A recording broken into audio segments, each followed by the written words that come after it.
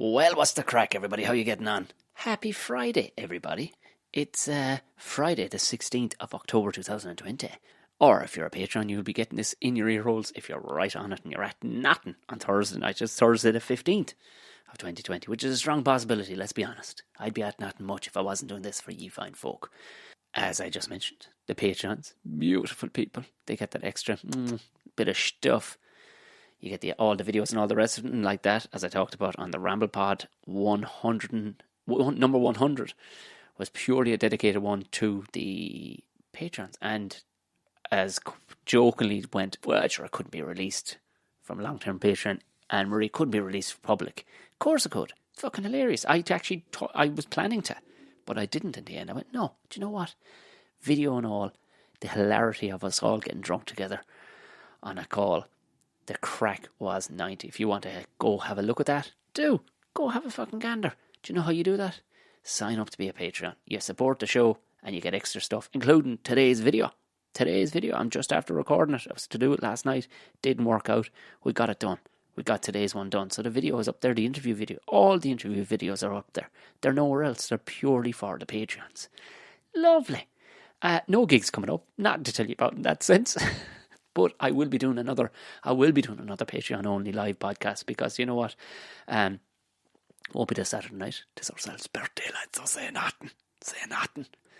But we will. I'll schedule another one fairly soon because a lot of people are kind of raging they missed out on it because, you know, that shit to be doing and everything else. But you try and factor it in for people. But it was nice to have a couple of drinky poos, dick about, not talk about the shit that's going on. It's kind of like being back in the pub again, you know. It was nice. So we will. I'll do another one for the Patrons again.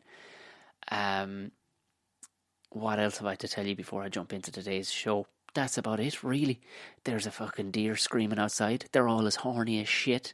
Yeah, I haven't gone hunting yet this season. Hasn't fallen for me that way. So I can't get a fucking license around this area. Would you believe it? I could throw stones at the bastards and hit it. But that's neither here nor there. Well, I suppose I could say, I'm not saying it's not buckshot talk. It absolutely is buckshot talk, but not to watch. Do you know? I just before I bring him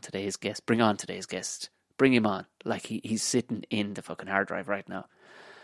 I did a check on the statistics of the podcast, which I never do because that kind of stuff I couldn't give one shite. But I looked at, I've upped my to a pro contract or whatever, to an experts fucking contract. They're selling you contracts the whole time, but so you can see who's listening, demographically who's listening. Now you can normally see with any old contract, you can see around the world, but the one that shocked me today was the gender demographic.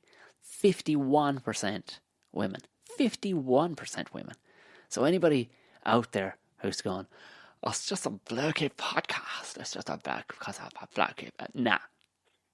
Sound skins listen to this podcast. Male, female, and everything in between, around and upside down and on the top of. And underneath. Everything. Just sound old fucking skins. It warmed the cockles of my heart. Much like the Patreons that come on board going, fucking nice one, kid. Here you go. Providing us with old fucking content. Fucking, I have the next 4 weeks lined up. Everybody's locked in. Next 4 weeks of guests lined up. Some very, very fun ones coming on. You're going to have a lot of giggles. And I couldn't wait to get a hand on this fella today because we go back right to the beginning of our careers in comedy together. We've shared a lot. We could have done 3 hours of just weird gigs we did together, but I might just do a podcast on that. A lot of those are kind of saved for the old Tom and Jerry show, which, like I said on the Ramble Pod, we have plans in place as to how we're going to go about doing the season 4, I should say, the 6 episodes of season 4. If you have never heard of the Tom and Jerry show, it's myself and Tom, just like we're listening to myself and Jerry McBride of Hit the Diff, Explanation fame, Waterford Whispers, very good stand-up comedian, great friend of mine. It has its own podcast now. It has its own podcast channel now. The Tom and Jerry show, all 19 episodes are up there. Go have a gander at them. They're a lovely listen. They're just a lovely listen. They're evergreen. We did them a couple of years back, but they're the kind of podcasts, we don't talk about topical shit. We're not topical comedians anyway. Because do I give a fuck? Because every other fucker's topical. How about you come up with something original? And the Tom and Jerry show is very original. So, Jerry with a G. if anybody's gone, all I'm finding is cartoons and stuff. Jerry with a G. Go find that. It'll become fairly apparent. It's got its own. It's on all the usual platforms. Go listen to the 19 episodes. Treat yourself. Do. And we'll have another one fairly soon for you. It's just working out the logistics of when we can fucking sit down quietly. Because this is a proper it's not a magazine show, but it does have like 3-4 kind of chapters in it. So it's not just rambling and waffling and having a cut off each other like you'd normally do on a podcast. It's a proper bump, and here's the next section. And it's a proper, they call it a magazine show because it has sections in it. Oh, Jesus Christ, what am I fucking turning into? Moving on to today's guest. Long-term friend in comedy. We shared Edinburgh together for the first time. We talked a little bit about our experiences of that. We talked about the weirdness of what stand-up comedy is. His meteoric rise as a result of his characters in social media that he's played and the TV shows he's been on and everything else and the competitions he's gotten into, and just had the fucking crack. We went weird at the top. I'll tell you that here and now. It's weird for the first 10 minutes. And you're going to fucking enjoy. If you like weird, we got weird straight out the gate, which, again, makes that chaos puts me in such a comfortable place. I know if I was a normal radio person, I'd be going, oh my God, this isn't what I was planning to ask him. This is sending me. This just, it was like a little, oh great, we're having a fucking right rip here at silliness. And that's exactly what it was. So do you know what?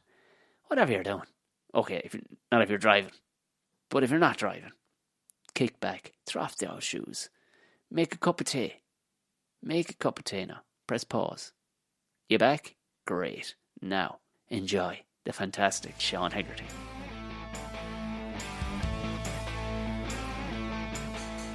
Yo, keep so on.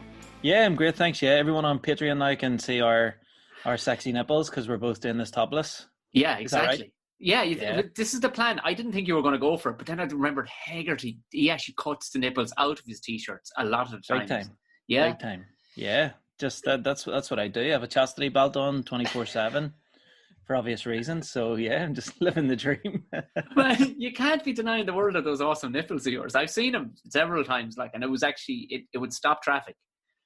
Well, it has stopped traffic before, and I'm sure it'll stop traffic again, especially since I released those billboards, which I paid for, and I'm still paying for. It's the only thing that's got me in debt. But when you've got nipples like mine, you have to display them and advertise them as frequently as possible. I wonder how long we can keep this shit going for. I actually have an email address from, I think I was maybe 15 or 16 when the internet first came out, and my email address is IHave2nipples@hotmail.com. So there you go. That's how infamous my nips are. I've heard of people try and come up with their password, looking around the room going, hairy dog 1. But I've never heard anybody come up with their fucking their email address by going, what have I got here? That's it. Two titties. Two titties. Two titties a bit graphic, but I have 2 nipples. I have 2 nipples. And see, when you're trying to apply for a bank loan, or you're taking out broadband, and people are like, so just call out the old email address there, and you're just like, just the letter I, have, 2, the number 2, nipples. But sure, fuck it. Do you know what? There'll be a bunch of drab bastards on the other end going, right, I have that there now. Yeah, great, thank you. And you're going, oh, come on. I did this for a purpose. I remember when I was in college setting up my first email, and I looked for Hotmail at hotmail.com because I'm an asshole and I'm 17. But I remember one of the lads sitting with me in the computer room or whatever, even going, yeah, Tom, I don't know, this Hotmail is that where you want to go with too kinky maybe? Well, it's probably going to draw the sort of attention that I wasn't looking for. I'm not going to call it wrong attention, but hey, Hotmail. Hotmail.com. Love it. That's good. And did you get much correspondence from the guys when you set that up, or? It wasn't until I changed the little profiler in the corner to my nipples out. Would you believe it? I just as long as you weren't using my nipples, I'd have to charge you, for But I it's all good. It's all I good. look, I have to come clean. I used one of your nipples and photoshopped in one of your nipples onto mine. I didn't have the heart to do the two of them, like, but Well, we're going to have to talk about this, Tom, after we press stop on this. We're going to have to come up with some kind of pay package or something here. that's what this whole podcast was actually about. We're done now, lads. Thanks very much. It was just to come clean about using one of your nipples. Fucking hell. Sean, we've almost knocked 10 minutes out of nipple talk there. Just your nipples, like. That's it. We'll just move on to what do you want to talk about next? Scrutums, or will we? Does it get as graphic as that? It can get foul. It can get absolutely foul. Yeah, it Really? can go anywhere you want. Yeah, would you believe it? There's a throwback happening right now in our house that throws me right back to when we lived together for a month in Edinburgh. That's right. We have mice, Sean. We have mice right now. Do you remember the fucking the mice saga with poor old Shane Todd? Shane shit himself. Shane, he was in hysterics. Me and him, I remember one night ended up sleeping on the countertops in the kitchen. That's how bad it got. And I only slept up there as well to keep him company because I didn't give a shit. I was like, I don't bother. Mice don't bother me. Do you know what I mean? And he was petrified. We ended up, the two of us, just telling each other stories of our childhood, just lying in our sleeping bags, just top and tailing on some kitchen counter in the middle of fucking Edinburgh. It's unbelievable. Do you know, now this might be a myth. Like they say, you know, if you throw money at a beetle, it'll turn into a Jewish person. That's Borat, technically, but also, like, Shane was the only Protestant in the apartment, and he was staunchly frightened of those mice. I don't know, is it a throwback or something to back in the day? I'm just putting it out there. I never seen a man so terrified, like, because I remember I rang the estate agents and I was like, yeah, we've mice. What I was doing ringing them, because I was like, what the you're here for a month, dickhead. Probably in fucking Tenerife for 6 months, living off our money, the rent. Oh yeah, that was serious money, wasn't it? It was ridiculous, like serious money. I the last time I was there, I rented a 1-bedroom flat I was there for 2 weeks, and the girl, she went to Iceland painting, basically off. She goes, I'm gone for the summer. She says, you can have it for. I said, bet you fucking are. With the money I'm after giving you. And this kip, the mice wouldn't come into this fucking place, the cut of it, like, but no way. I remember ringing the estate agent, and it was the most Scottish answer ever. It was like, we have mice.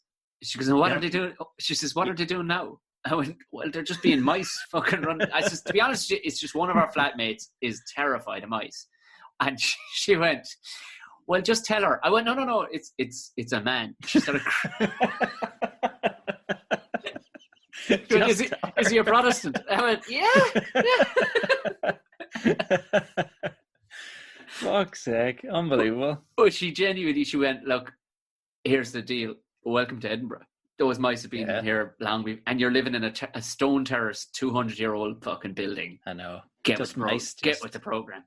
Mice just had their sleeves rolled up, didn't they? Just eating shortbread, watching Rob C. Nesbitt, just fucking little skinny tattooed arms on the dream, fuckers. Yeah, they didn't give a shit. Do you know what? What a great time, though. I feel like our show. I think wasn't there a reviewer in on the first day? First day, Sean. And it was the first time that I'd gigged in maybe 6 weeks. I didn't have a chance to do any sort of like trial runs or anything on my show, so it was the first time I'd gigged in maybe 6 weeks, and I was quite rusty, and I didn't really know. I know in terms of like bringing a show to the Fringe, a lot of comedians that aren't one-liner comedians almost craft this either story or autobiographical kind of all these scenarios, and everything comes together at the end and stuff like that, whereas mine is just, fuck, what joke are you going to tell next? That's basically how I roll. Do you know what I mean? It's just like whatever comes into my head at the time. And when you haven't gigged in 6 weeks and you're trying to sort of rhyme off a half-learnt script, it was horrible. And I didn't enjoy that sort of those first few days because of that, and that affected me a little bit. But after that, I think when you just start getting drunk most nights, you're just like, yeah. Okay, there's bigger fish to fry, isn't there? There's bigger mice to catch. I remember reading the review, and one of the lines from and they shouldn't have even been in because we were there 2 days early. We actually started 2 days early. They shouldn't have reviewed us. I think the only reason they came to see us, I think, was because there was fuck all else to see, because no one else had started their shows yet. But I remember one of the lines from the reviewer was, O'Mahony doesn't even look like a comedian. Like, well, what the well, if I don't, fucking Hegarty sure as shit doesn't. Like, Jesus Christ.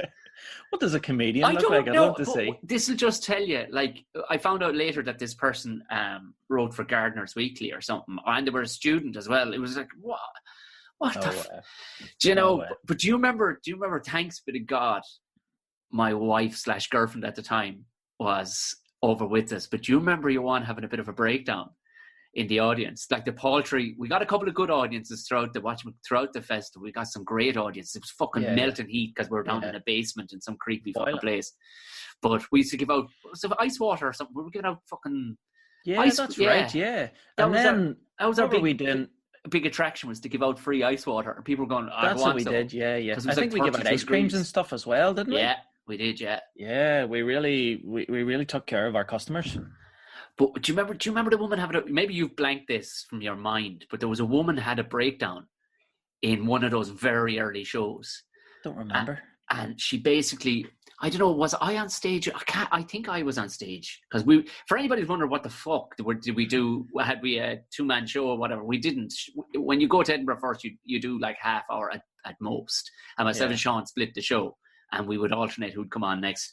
But this woman started. Basically, she was locked in the middle of the day, and she's steaming, and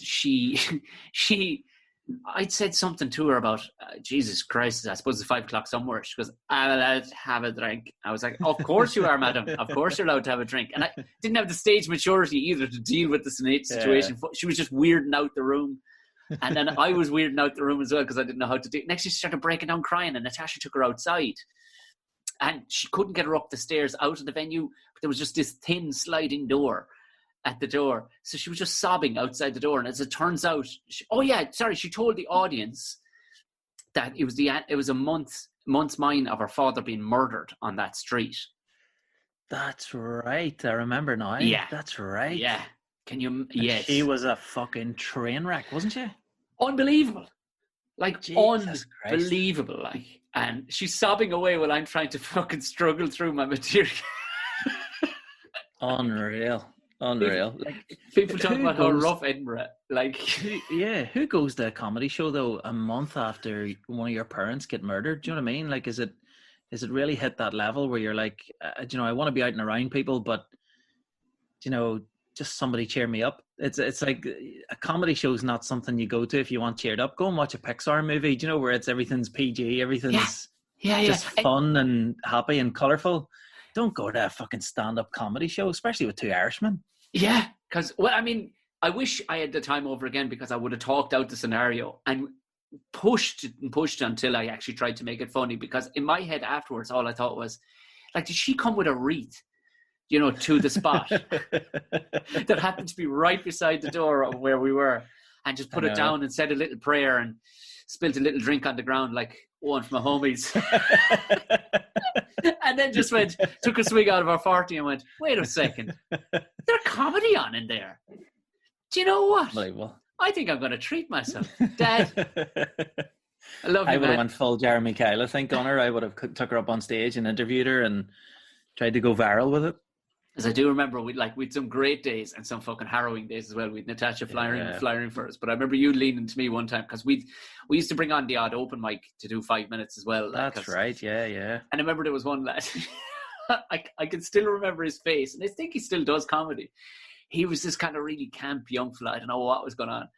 And you're in no way, you're a very, very nice gentleman in comparison to me and the stuff I come out with. But you just turned to me and went, is it wrong that I just want to clothesline that cunt straight off the stage? And we'd given him the fucking 5 minute spot. I went, absolutely not, because the whole audience wants to do the exact fucking same. There was some, I don't know, I could talk about Edinburgh. Do you know what? The picture behind me is actually of Edinburgh. Can you see it? Is it? Wow. Yeah, that's actually of Edinburgh, because myself and Diona, we met over in Edinburgh, even though we're both from here. We met at the Edinburgh Fringe, and that's when we sort of just fucking clicked, and things went on from there, and we got engaged in Edinburgh, and just it really is a really sort of special place to the two of us. And we were actually talking today about having like a second home. We were like, you know, if you had a shit ton of money, what would you do with it? And we were saying, like, you know, the first thing you would do is maybe buy an apartment at the Edinburgh Fringe and then just quit comedy and just live off charging comedians throughout the month of August.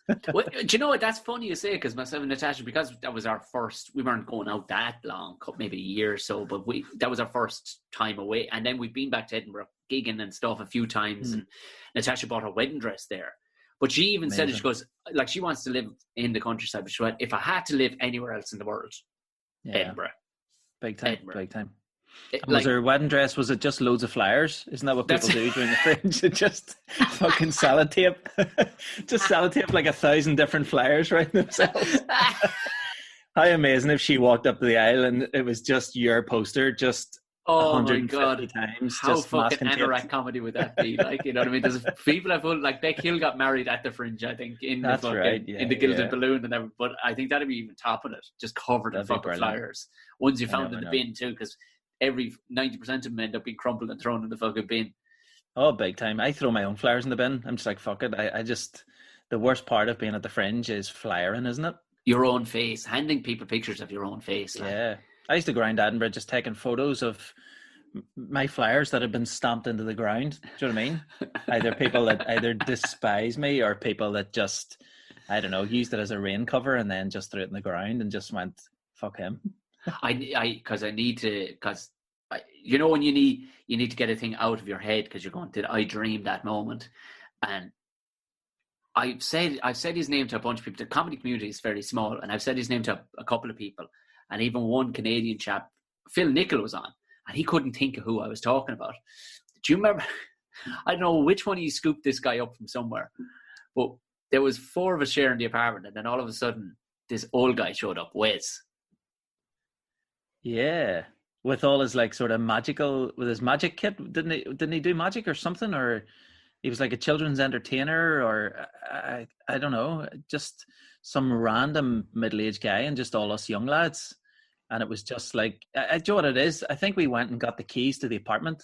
And when we opened the apartment and went in, he was just sitting there with like 3 or 4 suitcases around him. And we were like, how's it going? As if we thought he had rented us the apartment.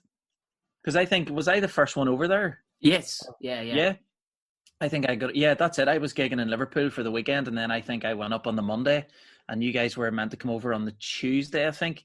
But when I got the keys from the estate agent, I went up and into the apartment and he was just sitting there, just on the armchair, just like, it was the American. No, he was Canadian. That's why I was asking Phil Nichol, did he hear him? Because he had a very strange, like Polish sounding surname, like Krasowski or something. Yeah, Wes Zaharik or Zaharik, wasn't it something like that? Yeah, because I remember he kept saying to us as well, like, you know, come and see my show and I'll get you in. You can come and watch me. And we were like, yeah, Wes, you know, we'll have to do that. And just nobody ever got round to going. We did. We stuck our head in the back one day, and man, really? it was just. And I had to, because I had to see what the fuck was going on. So when somebody tells you they're doing magic, Sean, you expect rabbits, hats, loads of playing cards. Yeah. Nah. Do you know what this? I think he rented a locker. He had a Hoover. Did he have a Hoover at one stage? Yes, he had a fucking Hoover, man. And he, because we drove over. I brought the Jeep with me. He says, "Yo, could you bring me down to see I've rented a locker down in the self storage, and would you drive me down to it?" And I went, yeah, go on. So yeah, go on. I'll bring you down. I was going, what the fuck? You already have 3 suitcases here in the flat with us, like. So we went down, and he'd taken this 4 foot by 4 foot by fucking 8 foot deep locker, right? Full, Sean, from front to back with toilet rolls. What? Toilet rolls. Do you think he knew about coronavirus? I was just really, really early. He's just like, there's something coming. Part of his, and so this was nagging at my brain for the whole Fringe, because I kept on saying to Natasha, see, fucking low. He keeps on going down there he wanted to get a big stock of them, and then he knew I was fucking kind of half tick with him for going down to get toilet rolls or whatever. And then after about 2 weeks, I went, we have to go see his show. What's he doing with the toilet rolls? Like, and we went in and he started doing this. He had the Hoover up his sleeve, right? And people are going, what the fuck is going on? He had the Hoover inside his jacket pocket, right? and and it was down his sleeve, and then he'd fucking suck the toilet roll up his sleeve as part of his magic trick. Right. With the fucking Hoover going 90, like, and he tried to shout over this Hoover. I remember just going, whatever about myself and fucking Higgs are at, this lad, he's in his fucking 60s, man. And I started, because you'd even said to me one of the days, "Geez, this fucking thing would give you a bad condition," like, because one day you're super high, the next day you're super low, like, and in my head I went, this is what happens. This is what happens if you continue to have fringe experience where it's super high, super low. You end up, if man was probably 40 but looked 60, you end up in darkened rooms sucking in toilet rolls up in front of strangers in the hope that they'll give you a few pounds. You're delirious half the month, aren't you? Because it's like Groundhog Day every single day. But I remember me, him and Shane, we all slept in the living room. And when I say a living room, it was like a box. Do you know what I mean? It was, I think there was a 2-seater instead of a 3 or 4-seater in a normal living room. And we used to wake up every day and we would, like, take turns. We'd get showers separately, obviously, and go into like maybe the kitchen area and get changed and stuff like that. This guy just woke up every morning, went outside for like a 45-minute phone call every morning, and then just gathered all his shit and just went and did magic on the street and as part of his solo show. And the whole time we were there, I don't think he ever got changed or threw an old wet wipe around the underpits. Fucking nothing. He just woke up in the morning, sat up in his bed. You would wake up in the morning and you would look over and he's all, "Morning, Sean." And you're like, "All right, big fella.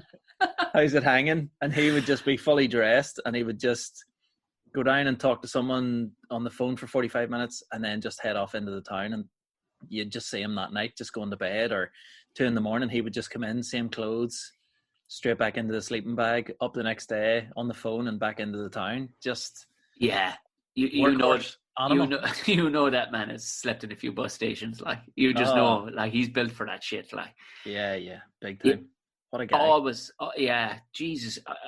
It was worrying to see it, but even from your point of view, like, we got the fucking bedroom, we got elected because I brought a woman. You see, I got the fucking bedroom, like. But I remember thinking, this will test the boys' resolve for comedy.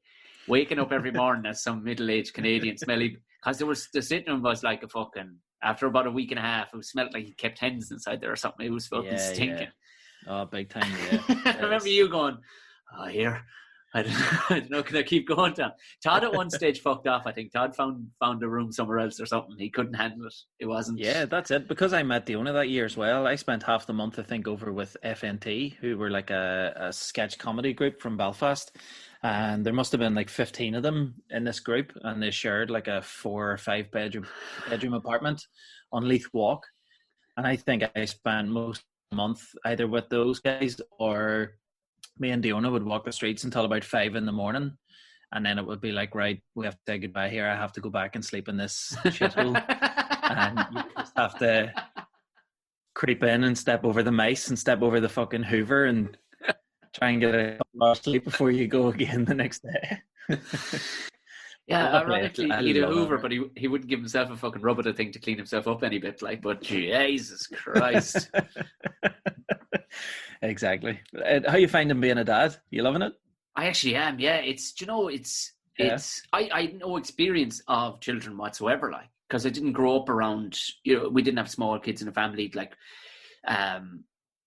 my sister's kids are down the country. You know what I mean? They're down in Cork. Like, so I didn't. So this is all an unbelievable learning curve. Like, but it's just to see how the little fucking neurons grow together and stuff. You're like, oh, today he's able to raise his eyebrow. Like, it's like, oh, that's interesting now. And how a personality. And honestly, we can mark it down to literally the 48-hour period that he went from being a squidgy little, cuddly little baby to all of a sudden just become like the Terminators becoming sentient. Like. Yeah. It was just all of a sudden, he gave me a look one morning, like, "Good morning, father." Like, and I went, Jesus. He looks like my grandfather when he looked at me. He was like, "What are we having for breakfast today?" Kind of a look, And then the hands come up, and you're like, Jesus, I can see the brain connect. It's very, very interesting. And he's a very easygoing, funny child. Oh, that's good.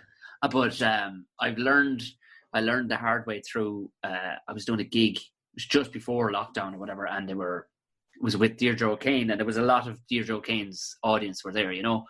So there were middle-aged women who like a drop of wine and whatnot, and 30-plus club, like. And I remember I was out, kind of just standing in kind of just outside the performance area, we'll call it, and I'd said something about being a new father, like, and I said something blasphemous, like, I don't know what you're going on about. It's a piece of piss. Just, feed them when they want it, water them when they want it, and don't give them any fags. Piece of piss. You know what I mean? For a while anyway, right? Because it makes you laugh, right? It's obviously a silly thing to say. Oh my Jesus, did I touch a nerve with that audience that night? Now they chuckled along, but a couple of them kind of tackled me at the break, like they were going, so you have a child, Jim? Do you know it's one of the hardest jobs in the world, raising a child? You know that? I went, oh Jesus, we're not at a lecture here. Honest to God, this is just. But one of them, I made the mistake. One of them said, is it tough? Is it tough, the sleepless nights and all the rest of it? And I made the mistake of saying no, because our fella sleeps 13 hours a night, which he does. Well, fuck me, did I bring hellfire down on me? Well, aren't you the smug bollocks? I went, no wonder you're up there thinking it's a piece of piss, huh? And the rest of us, my child was fucking 22 before he slept a full night. Kind of, oh, Jesus Christ. What have I? And I couldn't, they cornered me the bitches. Like, I was like, Jesus Christ. But in fairness to Deirdre O'Kane, she pulled me aside and go, never, ever utter that phrase ever again. Just go, really? Nightmare. Just reply with, yeah, nightmare. Even though you know it's not, Tom, just go home. And, yeah. But it's as if they don't know what comedy is, isn't it? You had a fucking TED Talks. Come on. And I swear to God, I never get pulled on anything because I'm ridiculous. Like, people get, your average person gets it. We've gone to a comedy club, not a fucking, as you said, like a TED Talk or something. Like, Jesus. But that particular night, no, they weren't fucking having it. It's been very, very interesting though, and a lot of fun and I think we're probably getting in a privileged position because with lockdown, you'd almost never get to spend that much time with a brand new child, like, Yeah, exactly. I know. I'm the same as well. Like, dude, homeschooling and stuff, you kind of think like, oh fuck, it's going to be a disaster. But we sort of just trial and errored it for the first sort of few weeks of lockdown, and we got to the point where it was like, you know what? My kids have attention spans that last no more than 90 minutes, and we're just going to do homeschooling. After that, the rest of the day is your own. You don't give us any shit. We'll get the 90 minutes done. I'll pretend I know what the fuck your homework's about. I'll make up answers and you can write it down. There's nobody here to mark it or correct it. And we'll pretend it's right, and then we'll all go about the rest of our day and have a good time. And it's just about sort of just finding that balance and trying to just not lose your shit. Do you know what I mean? Especially when we thought at the beginning that it was only going to be 2 or 3 weeks, and it ended up fucking 6 months or something, wasn't it? It's funny, like, because I imagine all of you sitting around the table going, look, none of us want to do this, lads. What are we, we just got to suck it up and put on our big boy trousers. Because you've a herd of boys, don't you? I do. 3 boys, yeah. Because I remember, was it Tom? I think I met Tom. Yeah, Tom is the youngest. He's 11. He's got a head on that Annie beard. Do you know Annie the musical? Oh, yeah. Yeah, he has. Will I show you a picture of him? He's completely unrecognizable from when you've seen him. This is how it gets, right? He actually goes into student and people ask him, can they just her and can they touch her? So for anyone on Patreon, this is my 11-year-old son. Look at that for a helmet. No, that's his Barnett. Are you joking me? Yeah, that's it. Serious. Wow. Do you know the mop buckets? That's how we actually have to wash his hair. We have to like sort of hold him upside down and just sort of wring him around and keep turning him until his hair dries. Just has... For the audio listeners, I can only describe. He's got a fro basically. He's got kind of a pretty much awesome. Yeah. He's Sideshow Bob right now. Yeah, pretty much. He's just got this big Ed Sheeran looking fucking microphone head. But the kids in his school love it. He goes into the shop and girls follow him in and ask him can they rub his head and touch his hair, and he's loving it. He's got himself a girlfriend as well. He just started first year like 6 weeks ago. What? Which is it the same in the south as it is in the north? the first year when you start like the big school after primary, yeah. So he started first year about 6 weeks ago, and he's got himself a girlfriend, and he's Snapchatting her and stuff, and I had to sit him down and have the old talk with him. You know, just don't tell me don't how the send, talk went. Yeah, don't send any pictures of Tom Jr. Do you know what I mean? Oh, of course, so, that's the new talk. Yeah, that's the new talk. That's the new birds and the bees. You know, don't be sending dick pics, son. Yeah, people. You don't want to get cancelled. You know what I mean? I know. Yeah, and if you're doing it, do it for good money. Do you know what I mean? Please try and make a few quid. I never even thought, Jesus, like my lad's only one. What the fuck is going to be going around when he's gone into junior or secondary school? Like, I know it's so hard to keep up as well. Like, I say to them every day, I'm like, can you just agree on one social media platform and everyone just text everyone on that? Because, excuse me, they go from like 1 minute they're like Snapchatting someone, and then they're like they're on TikTok sending someone a DM. And then they're over to Facebook Messenger, and then they're privately tweeting someone, and then they're WhatsApping someone, and then they're calling someone, and it's like, just pick a platform. Do you know what I mean? I fucking hate it. Yeah, I can completely fucking comply with that, and it's only worse. Well, I don't know. With lockdown, things going to get weird where everybody just reverts back to just fucking, I don't know. We'll all get house phones again or something and dial up. Fucking. I know. Yeah, I'd love to go back to that. Tell me this, because you went like out of nowhere, because I didn't see it coming. Was Rodney?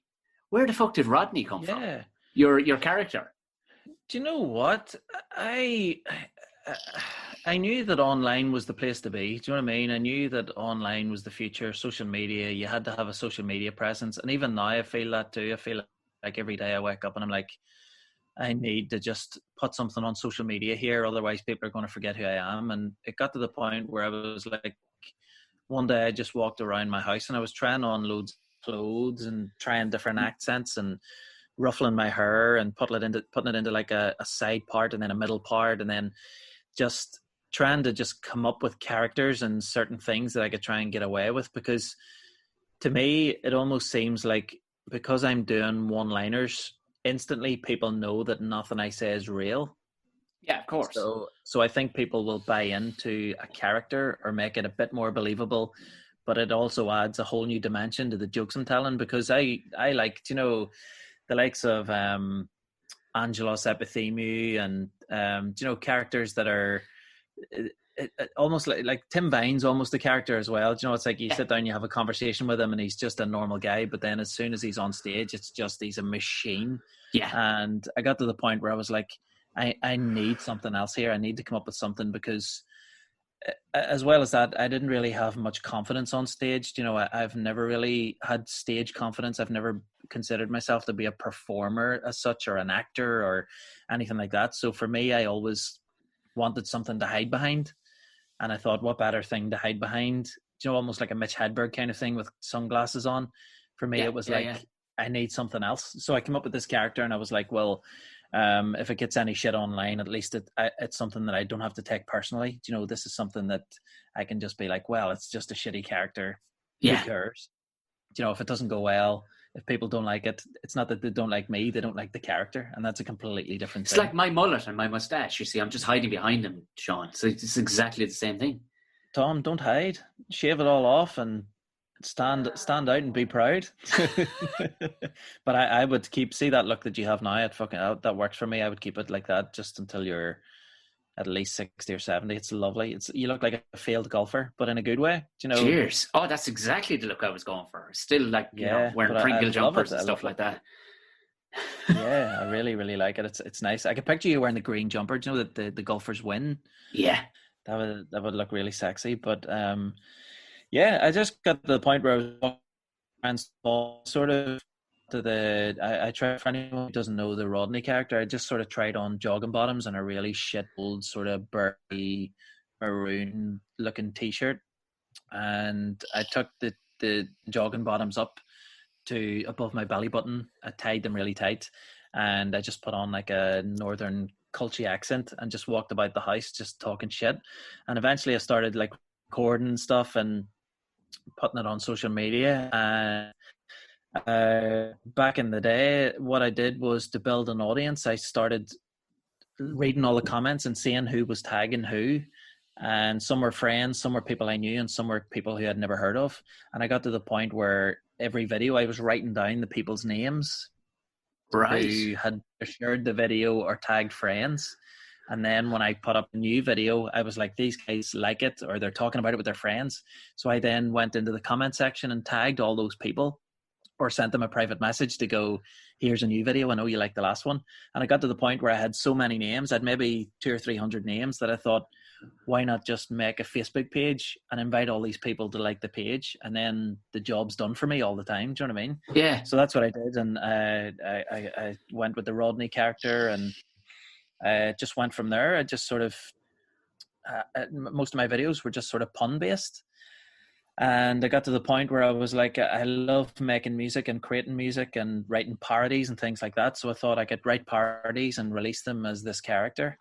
And that's what I did, and the party spiraled and loads went viral, and it just sort of skyrocketed from there. I started making merchandise and doing solo shows as the Rodney character, and haven't looked back since. It's been great. Yeah, because I remember messaging you, because I'm useless at keeping a follow on things. Like, and out of nowhere, I just see, what the fuck? Where did Sean just? Because obviously you didn't sneak this guy in anywhere, like. But I was like, I wasn't keeping an eye on things. And all of a sudden, I see this brilliant character. Hey, just fucking, because we all know that fucking drip, like, you know, that oddball who's still living with Mammy, like, you know, and he couldn't possibly go out in the real world by himself, like.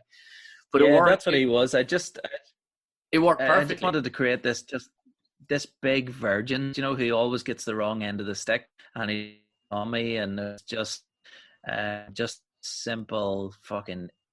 Just valid, and that's basically what it didn't really anybody. It just sort of evolved over time, and then I got to the point about maybe 3 or 4 years into doing the character. I was just like, I was doing weddings and I was doing all these events and stuff, but people were in tuxes, suits, tracksuit bottoms, and trying to tuck my bulge under my or into one of the pockets because it was that. And I just got to the point where I was like, this is good, it's making me good, you know, it's getting me recognition and stuff, but is this how I want my life to be known? You know, do I want to die knowing all I've done is this character? So I thought I'd got it to this certain point, and I was like, right, now it's time for people to buy into me, you know. And I thought, you know, if people had already bought into this character that I was doing and they thought it was funny, then I was funny as well, you know, because so then I changed my Facebook page from the character into just and things just went from there. They went viral as well, which was really cool. For anyone who didn't see the old BBC Mastermind, for Mastermind Belfast, and during one of the recordings, I was like, here, I actually have a thing that I do as part of my set where I ask myself questions as the Mastermind voice, but they're setups to jokes. So I deliver the punchline as if it's the Mastermind. And I said, is there any chance we could give this John Humphreys and see if he would find recording a quick video with me in between one of the takes? And they ran it by him, and he was more than happy to oblige. And just during one of the recordings, they were like, right, let's film it now. And I was like, fuck, let's do this. So they pulled out one of the contestants, and I sat in their place, and it was almost as if I was an actual contestant on Mastermind.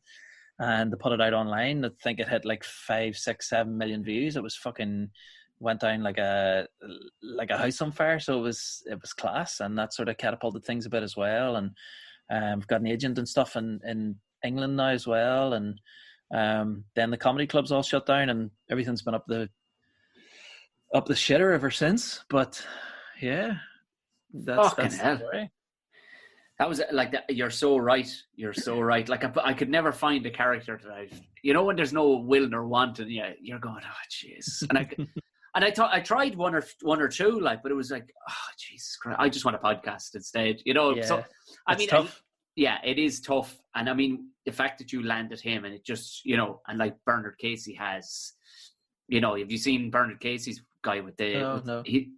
Have a look. It's very little change to him, just like Rodney, bar a few small things. But again, those milky teeth, they're sweets, their set of teeth. That's all it is. He was dicking about one day with the wife in the car, and he held on to, the bar, like the handle on the ceiling of the car, and he's in the passenger seat. And he pretended to be like that old boy from up the road that you gave a lift to, and he just started gossiping about fucking people. And he's from South Kerry as well, like, so he's just with these teeth, and she's in stitches laughing, going, do you know what? Film that for the crack and let's watch it back to see. And again, it happened organically. It was like, he's just gone, and don't know herself down the road now. She's below, and I tell you no. And he's just having his more so with himself than anything else. And it snowballed. Like, but that's it. See if you can find something that people can relate to. And people, I found it as well under my videos, a lot of people were tagging each other going, this is you, or this is you, or this is stuff you say. Whereas I find all the videos of mine that have gone viral or have done very well have been either topical or very relatable. So it's all about finding those little relatable pieces for anyone who wants to make videos online or on social media.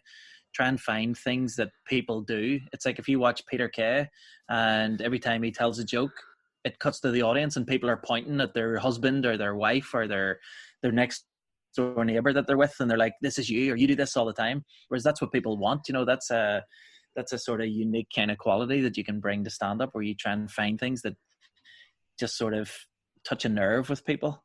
That's what I find. But it's longevity too. It's longevity. That's the thing I find. It's if you just do it over a long period of time. I found one of his things funny from a few weeks ago, or is that the guy that did this, or was he on that? It's just, you just have to keep doing it. Did you do Britain's Got Talent as well? You actually got through and stuff like. I did Ireland's Got Talent. Yes, Ireland's Got Talent.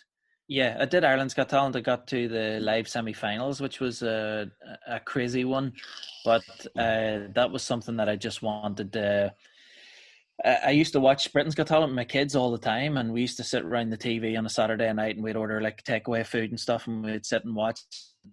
At the back of my mind every week, I'd be like, I wonder how I would ever do if I get on this show, and it was one of those ones where I knew going on it would be a massive, massive gamble, because if it goes wrong, it can be horrible. Do you know what I mean? It can ruin your career. It can do it. Just the shit that you can get online from it can be horrible, but I knew it was sort of a gamble and a risk that I wanted to take. And I was like, I'm just going to give this a go, because this will haunt me forever. Me knowing how many X's I would get, or if I would get through to the next round. And I just went for it one day, but the bullet sent off a video, and they got back to me and they were like, oh, I did the keyboard and stuff. And they were like, oh, the jingles, as we've been singing it around the office all week, and give me some lovely compliments. And they were like, we'd love to put you in front of the judges.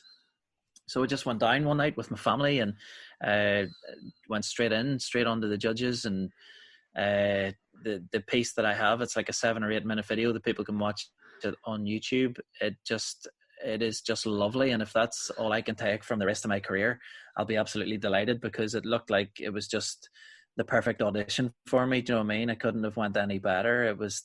It had Michelle Visage and Denise Van Outen singing along. I had Jason Byrne introduce me on stage. It was incredible from the first minute to the last. It showed me as a real sort of like family man, which I am, and I spend a lot of time with my children. And, there was a nice one with my son wishing me good luck and tell me he loved me and stuff as well in the build up. And it was they're great at finding that stuff, Sean, though, aren't they? They're great at getting the lovely stuff. Yeah, they really are. Yeah, they really are. Like, and, they always have that perfect thing that sits you. And because I remember that you coming across, I said, "Geez, Sean is nicer than I fucking remember." Jesus, that's lovely. Because I know for a fact my style of material. Anyway, I die in my hole into. There's no way I could do that 3 minutes. How long is the opening one? Because you must be shitting bricks, because it's so not a comedy club like. Yeah, of course. But that's it. I knew if I'd have went on there and just told one-liners, it wouldn't have been enough, and I probably would have got buzzed off. But because I had the keyboard, I think that created the novelty around it. Then I thought as well, if I got in and got the audience singing along after every joke, then it was instantly getting the audience on my side, and it was just a real sort of fun. That little novelty, or the magician, whatever, someone who can audience or with the judges, and I just sort of did a bit of research before I went down there, and I was like, this is what I need to bring to this audience. This is what I think they'll love. And it just sort of changed what I do, because started doing stand-up, I did a lot of dark humor because I didn't really know what angle I wanted to take it, and I had a bit of a dark sense of humor, so I thought I'll go down that route and just tell really offensive and dark, terrible, fucking horrible jokes, and because it's completely different than the life, and I wanted to do something just completely different. And then just as the years went by, I've just sort of evolved and went, I think the style of jokes that I write are best suited to just silly and topical and just lighthearted and not to be taken seriously. And so far it seems to be working to my advantage, so it's well. But would you do anything like that? Any of the talent shows? Do you think you would stomach something like that? I don't. I mean, if I probably would have to stay. Like, actually, inspirationally, I watched. What's his name? It's not John Richardson, is it? He's a Canadian comedian, and he did the America's Got Talent, but it was to just the audience, just the judges, and the fucking, and just the camera people, like.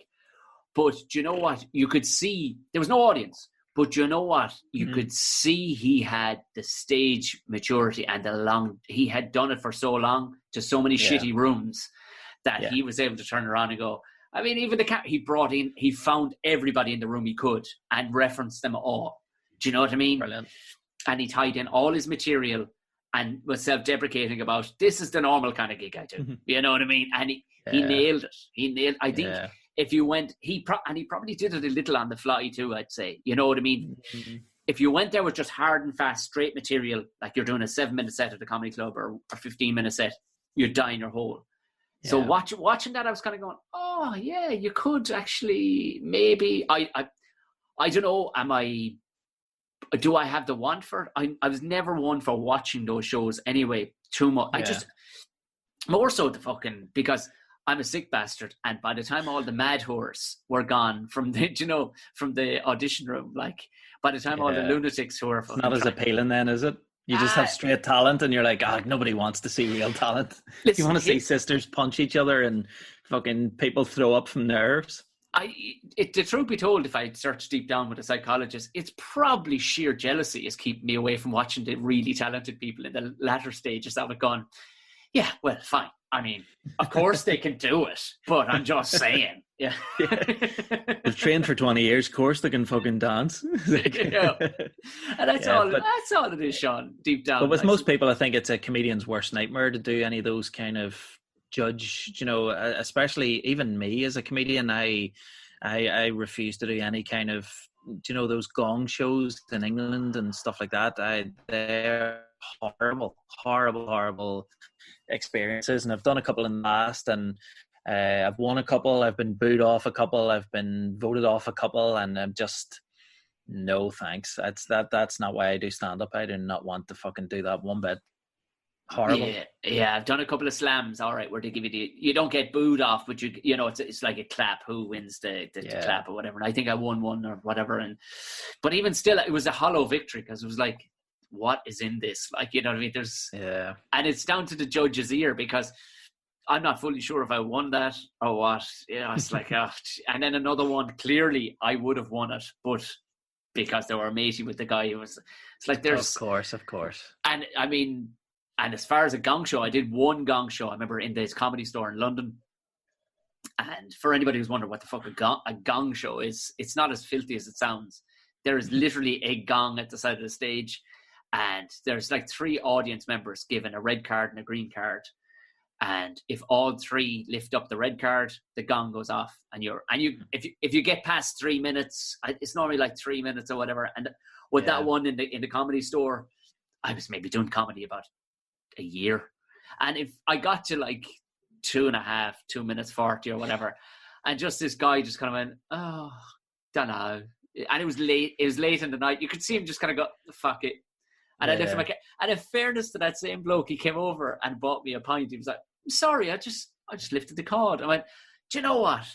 Your man was like this hideous guy that was hosting it anyway. He was, one of these guys who's burnt out from comedy, going, so next comedian is Sean Hegarty.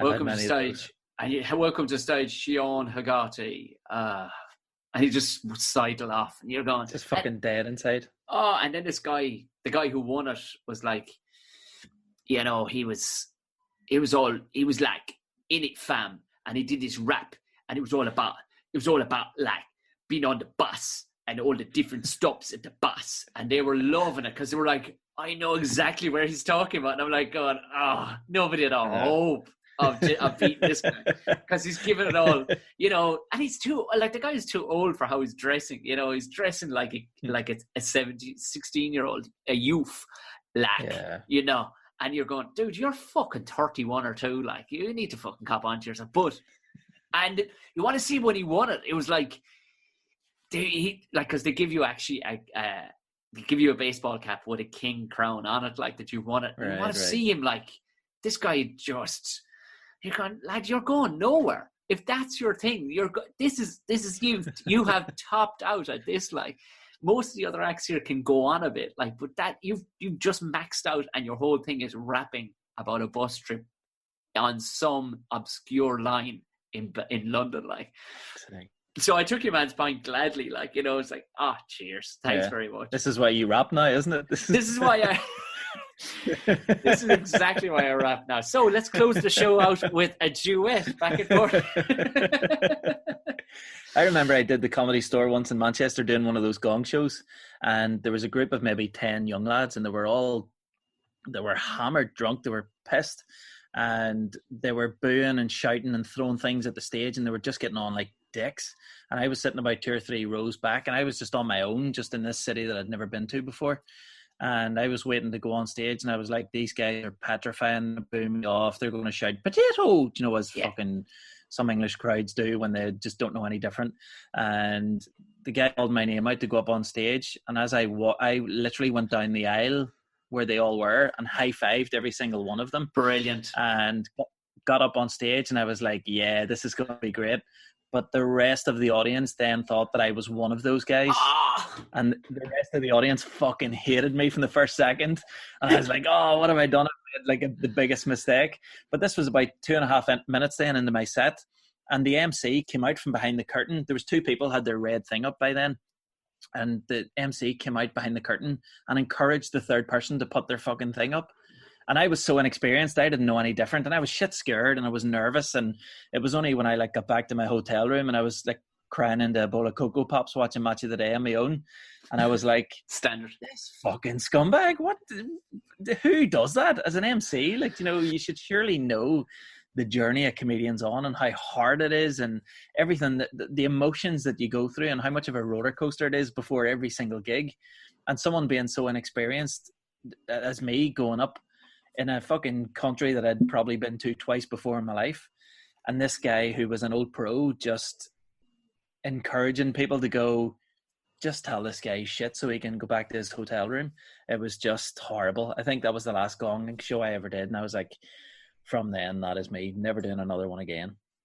So after that story, kids, and you're thinking about taking up comedy, this is a little snapshot into how, as Sean Hegarty would say, you'd end up with a fucking condition coming out of the fucking thing. And people think they, you know what, I'll give it must be good crack. You're like, yeah. It's not.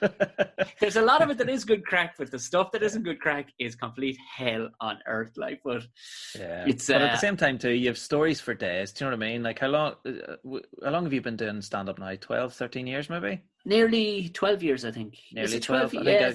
I think I'm 12 or 13 as well. I think we did start around the same time. And I think as well, with the comedians that are coming through and with social media and stuff, people can go a lot further, a lot quicker.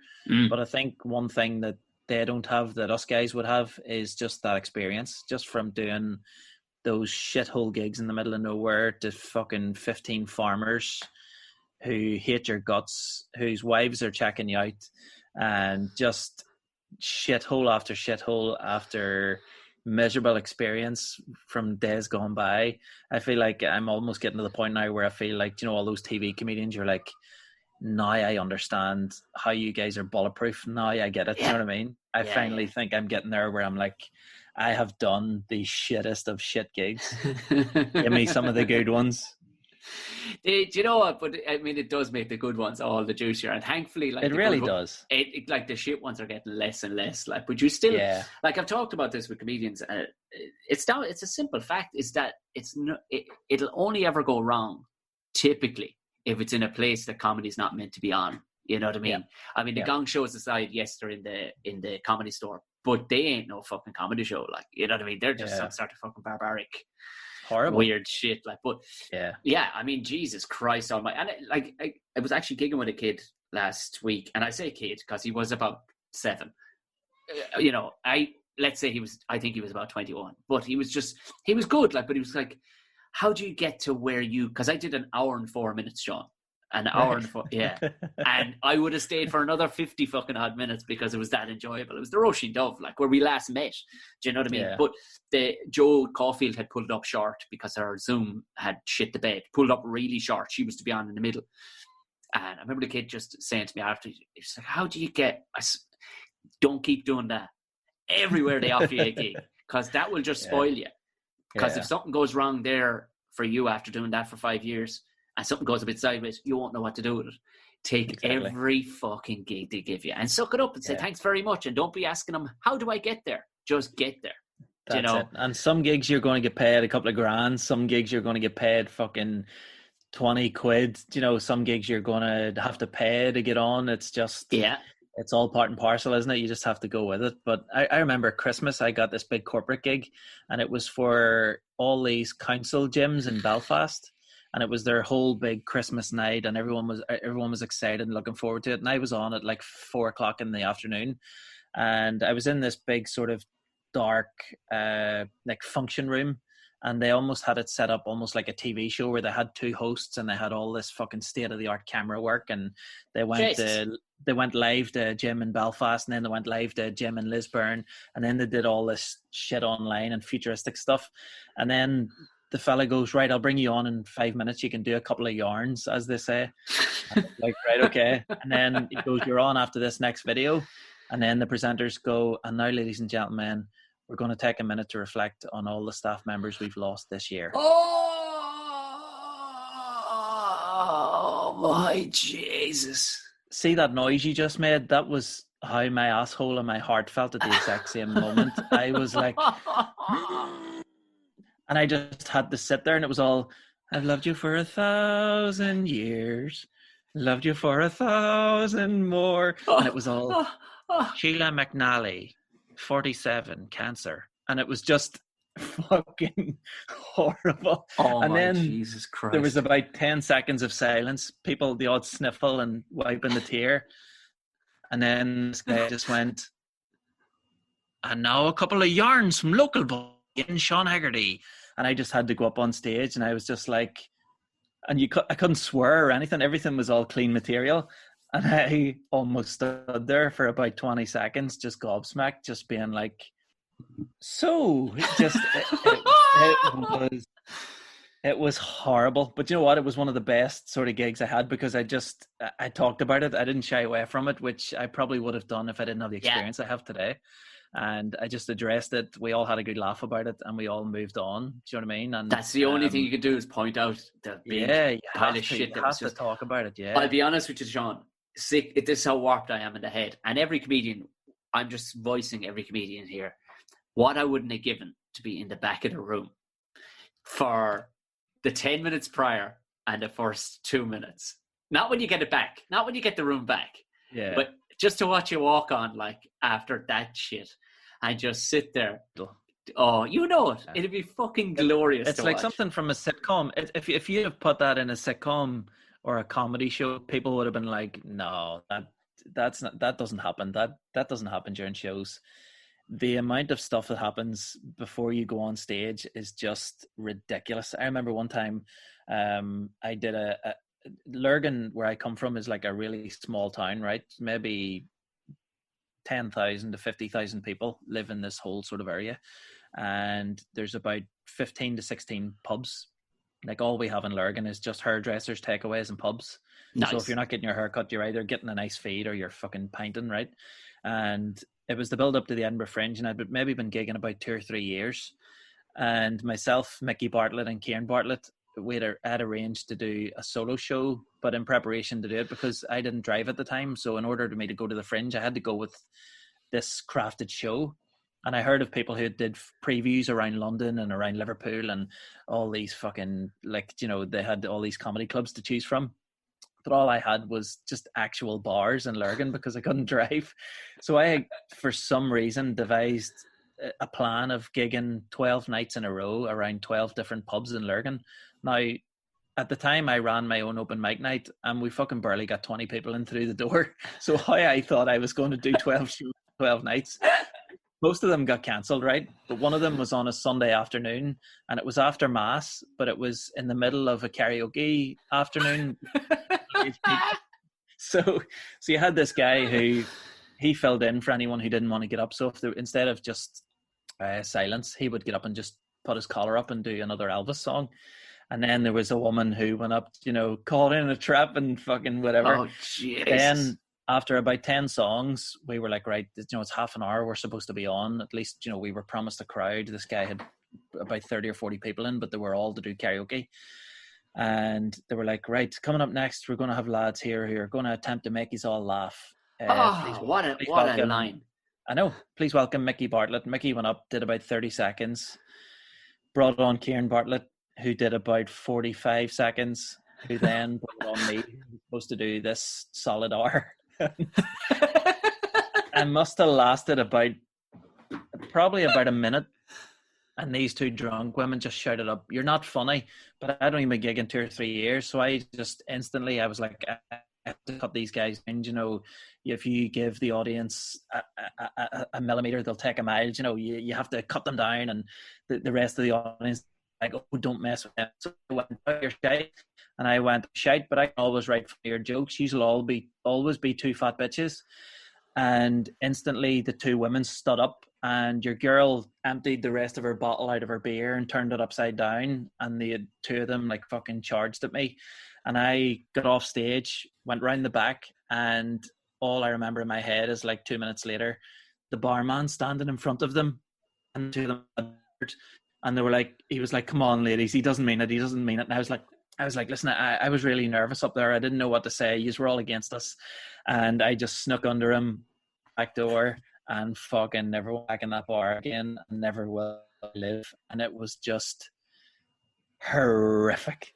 I have hundreds of these stories, Tom. We could record all night, and I'll tell you just story after story of just nights where it all went wrong. But thankfully now, as you said, you know, it just doesn't happen that much anymore, which is a blessing. And I love how we started off the wrong way around. We started off with all your class stuff, how Rodney was ripping it, and then you're doing fucking Ireland's Got Talent, and then you went, "No, I need to bring a bit of context. A bit of context. I know. I don't want to be getting ahead of myself here." So. Tell me this, I'm taking up enough of your time. Thank you very much. Tell me what's next when the world does rotate back to normality at some stage. What can we expect, and where can people follow you? I don't know. I think if things ever do go back to normal, I'll be gigging hopefully a bit more in England and Scotland and stuff, and the rest of the world. I'm in talks at the minute to possibly record a show or a video live show, which will be able to be streamed online in some shape or form. So hopefully that's going to happen in the next year or so, with thanks to my new agent. And people can just follow me on social media. I watched The Social Dilemma a few weeks ago, and ever since then I've sort of, you know, social media took a massive backseat for me. But I'm on and off every now and again, tweeting the odd topical joke and sharing the odd video and stuff. So I am on there occasionally. Yeah, don't tell me I'm shit on stage. Save it for a DM. Do you know what I mean? Tweet me live after the show and tell me if you want. And for DMs on nipple shots, just straight to, is it Instagram is probably best, or is it? Well, do you know what? Send me a full email like it's 1997, and we'll take it from there. Even letters are accepted as well. Just P.O. Box Sean Hegarty at Lurgan. Yeah. Sean, this has been absolutely brilliant. And follow my son on Snapchat. Tom has 2 nipples.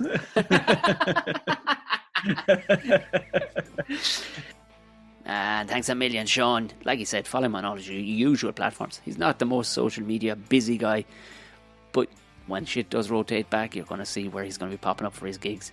You'll enjoy him if you like Sean. Have a look at his videos, the Rodney videos over on his page.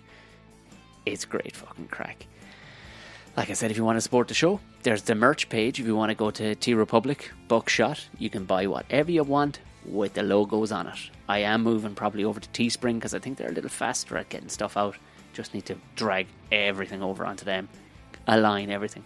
But that's not your worry. If you want to do it faster, the Patreon page is there. Minimum $3 If you want to pay more, which some people do, a few lads are paying a tenner a month because that's what they feel it's fucking worth them.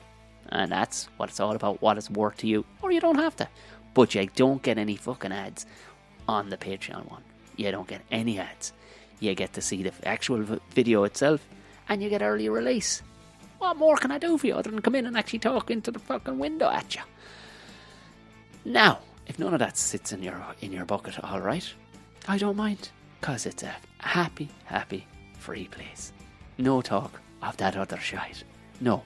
But would you do me a favour, whatever platform you're listening to, leave a lovely comment, 5 stars, and a cool comment. There will be a competition before Christmas for some merch on the best comment. Send me a screen grab of it because they don't alert you. They don't alert you at all. Just send me a screen grab of it on Instagram, Tom O'Mahony Comedy, and the best one will win an old hat or t-shirt or some old fucking thing I'll get you. And if you don't fancy doing any of that, just tell your mother it's a lovely thing to listen to. Now, go on away, boys and girls. Enjoy the weekend.